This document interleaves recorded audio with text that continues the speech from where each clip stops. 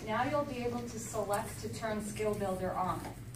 All that Skill Builder does for the student is if they're working on a homework assignment and either if you set it up for them to have 2 submissions and they get it wrong the first time, they'll see this cool little border in their, let me go back here. They'll see the Skill Builder button. So they can choose to click on that Skill Builder button if they want to practice it out in a similar variation of that problem. It's a safe zone for them. They're not getting penalized for anything they do in the Skill Builder sandbox. It's really for them to feel confident and motivated enough to go back and actually do the homework assignment. It's different. So if you're used to creating homework assignments where they have all those learning aids, I caution that maybe with Skill Builder, you definitely don't want to include those learning aids in the homework assignment, maybe just a link to the e-text or whatnot. And then we always say limit your length of assignment, because if they're going to be in Skill Builder and maybe homework question number 1 gave them 6 variations of that in the Skill Builder, you probably don't want an assignment with 20 or 30 questions. So that's pretty much what Skill Builder is. And our algorithm looks a little bit like this. I was worried to put this up because it's kind of I don't know, it looks scary, but in the middle, I don't have a clicker either, but in the middle, that 10.1.3, that's the homework question. And what Skill Builder does is you can see, so in order for them to successfully get that correct, they would have to have mastered the objectives that you guys see, right? So 5.1, 10.1, 5.1. In Skill Builder, the beauty of it is that the science behind Skill Builder actually tracks the student's performance and activity throughout the entire course. It's not like we're only looking into, well, how are they doing on this assignment? It's collecting their results from the entire course. So it's truly adaptive, and it's just in time. So if I'm a student and I'm struggling, maybe I don't even remember 5.1, or I have to go back. So the beauty of Skill Builder is it'll go back 3 levels.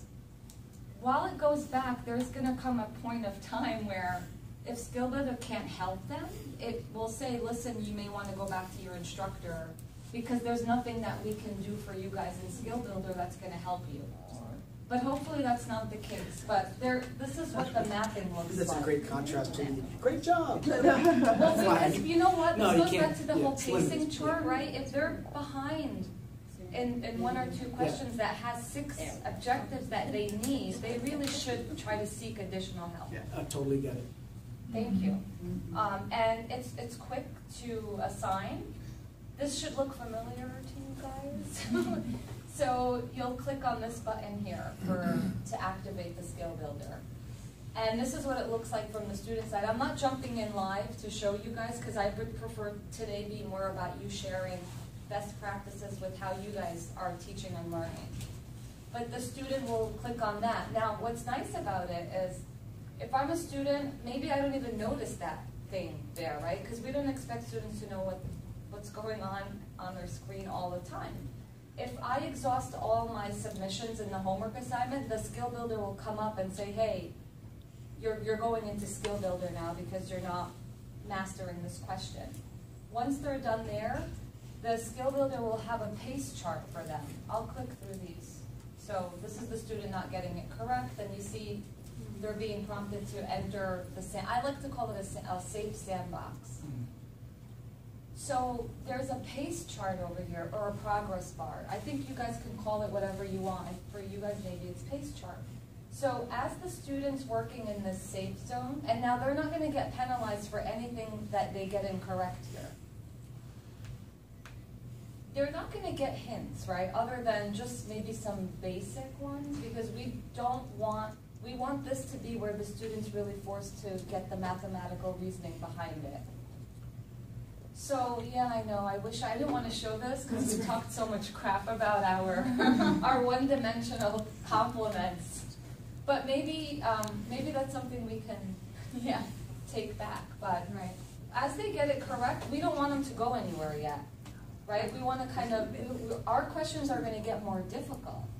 We're going to start off with an easier or a lighter or a diet question, as I like to say. And then as they progress, you'll start to see that this bar is filling up.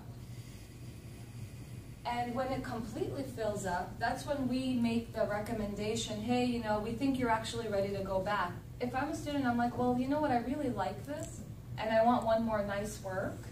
They can stay in Skill Builder. We don't really, we're not gonna, it doesn't have like a closing time, unless the student just doesn't get any and we don't have any more questions for them. Yes? Does it, so you're saying like after they get it incorrect a few times, it sends them to Skill Builder. So does it not let them go back to the homework until they do Skill Builder? So that came up, we ran a similar presentation earlier this week in Connecticut. Yeah. I had said in that presentation that they still go back. I wasn't 100% sure, but when I had tested out, I thought that was the case. So when I tried this out, I was able to go back, and when I answered it correct, it gave me credit. But I don't want to give you guys the wrong information, so I had sent this to our math engineers, but they're at AMATIC. Yeah. So once I have a concrete answer, I promise I'll send it to you. But when I tried it out, it let me go back, answer it correctly, even though I exhausted those 2 tries. I think what it is once you go in Skill Builder, you sort of earn a clean slate on that homework question. But rather than... So it let you go back even without doing Skill Builder? It will. No, it's like we don't trap you.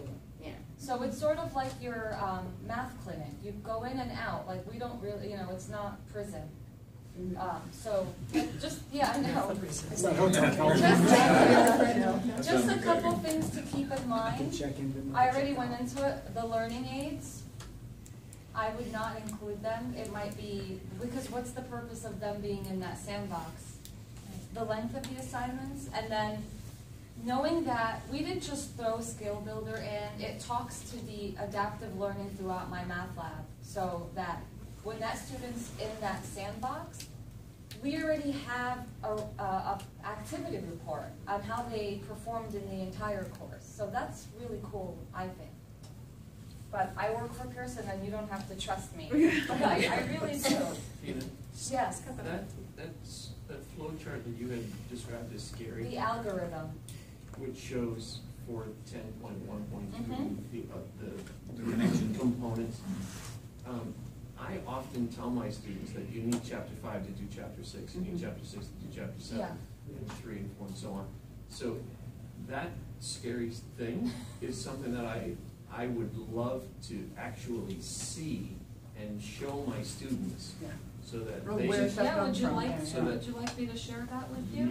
Yeah. So, I mean, I And then can Elizabeth send had you her guys. hand I up, can too. send you my slides. I might just strip my notes out. because then that would, my question is, where would I find those in general?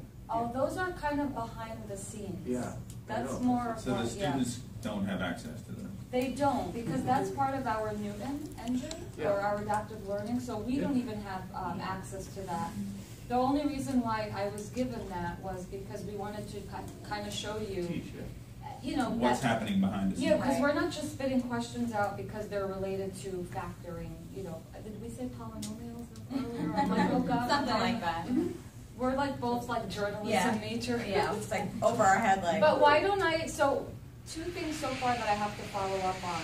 Giving you guys access to these slides without my notes, and then finding out if there's some sort of request on demand of the mapping.